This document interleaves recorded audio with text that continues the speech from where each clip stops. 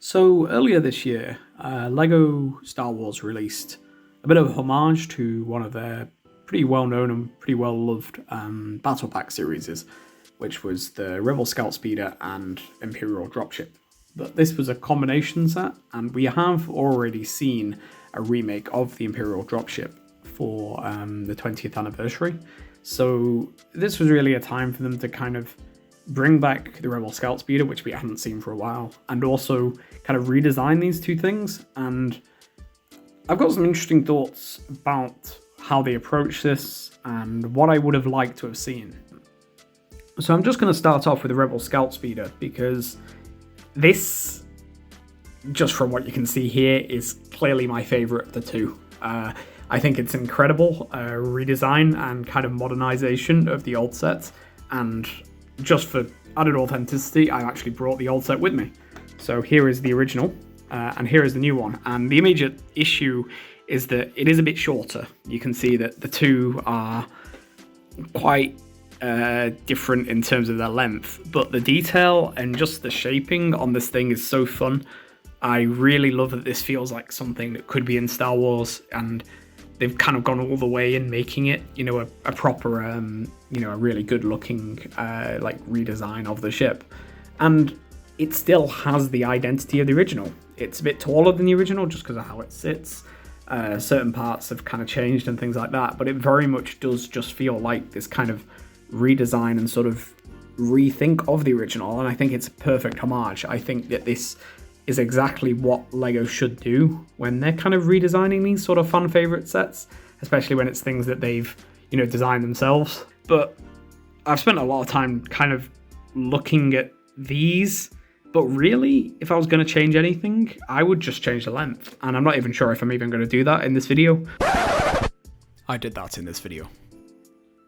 So here's my redesign of the Rebel Scout Speeder. And really, it's not that much of a redesign. It's just kind of a bit of an extension, really.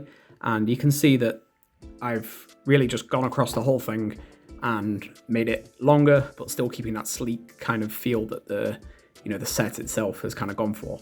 Now you can fit 4 figures in, just like the original. I'm just going to quickly put that in here.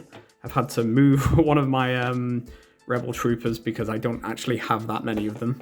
But I was thinking maybe you could put a Rebel Pilot in the front of this one, maybe, if you are struggling to source an extra one.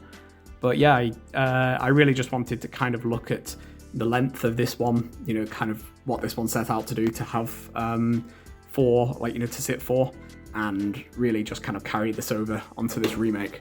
And I'm really, really happy with it. I not only is it quite a nice sort of kind of better look with it carrying more people. It's ultimately a troop transport, so it makes sense to have lots of people carried by it. But also it's pretty comfortable seating. It's not they're not all squeezed in there.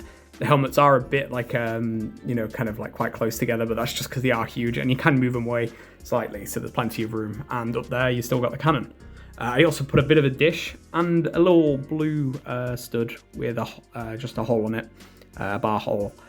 Because I really wanted to kind of recreate, this kind of look here in a bit more of a modern style.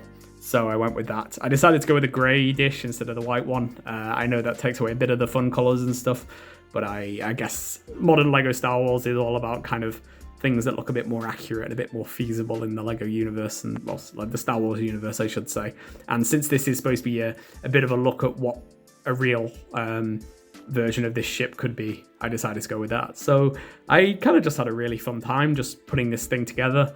Although it does just look like an extension, you do kind of have to rework a lot of the stuff underneath in order to get it to this length, and also for it to all stay together. So I provided full instructions in the video as usual.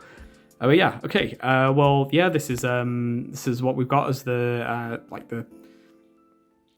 Rebel Scout Speeder modification, and I am going to look into doing some sort of modification of the Imperial Dropship as well. But I think that one needs a little bit more. I think that needs a bit of a full kind of rethink, I think. Well, not all the way, but I'm very happy with the Rebel Scout Speeder, so therefore not much really needs to be done with it. I feel like there's a few more changes I'd like to make to the Imperial Dropship. But yeah, thanks for watching. Please subscribe, And feel free to leave any comments or ideas and videos or suggestions and things in the comments, because all of that stuff is good and it helps keep the engagement on the channel up and stuff like that. Thank you, have a great day.